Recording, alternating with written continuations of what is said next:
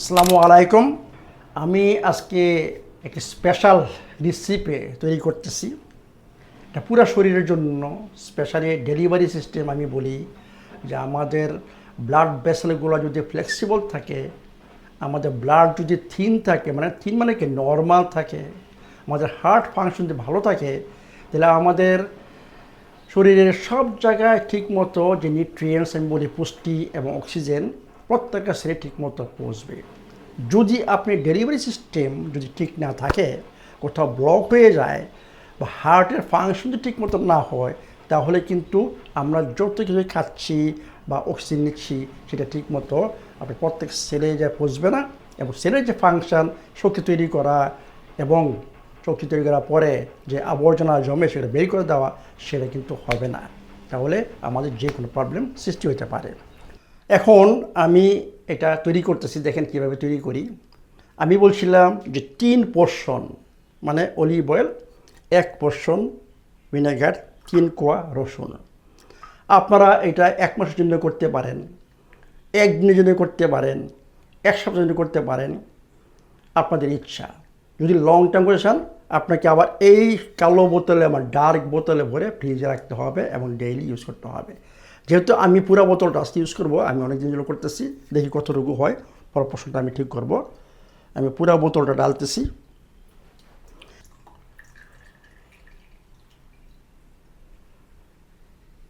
দেখি কত মিলিলিটার এখানে হয়েছে। এখানে হচ্ছে আপনার 400 মিলিলিটার। এর মানে আমি যদি 3 ভাগের মানে 150 মিলিলিটার আমি করবো, ভিনেগার ঢালবো। 150 মিলিলিটার একটু কম, জার্কিং করে নিই একটু। মানে টোটাল আমি এখন নিয়ে যাব 550 মধ্যে। ওকে, এখানে আমি গলছি, মানে রসুন দিলাম। আমি হাফ টেবিল স্পুন একটু সল্ট, হিমালয়ান পিঙ্ক সল্ট দিলাম। এটা কর্টিজলকে আরও লোয়ার করার জন্য, এটা কিন্তু অত্যন্ত ইম্পর্টেন্ট। আমি যা বললাম আরেকটা জিনিস বলতে ভুলে গেছি, যে এইটা কিন্তু আপনার স্ট্রেস মেলার জন্য অত্যন্ত ইম্পর্ট্যান্ট। এই যে মিক্সারটা, এটা আপনার অলিভ অয়েল ভিনেগারের যে মিক্সার, এটা আপনার কর্টিজল লোয়ার করবে, মানে ঘুমের জন্য অত্যন্ত ইম্পর্টেন্ট। এটি মেলাটোনিন বাড়বে, কর্টিজল লো হবে। তাহলে আমি এখন এটা বন্ধ করতেছি।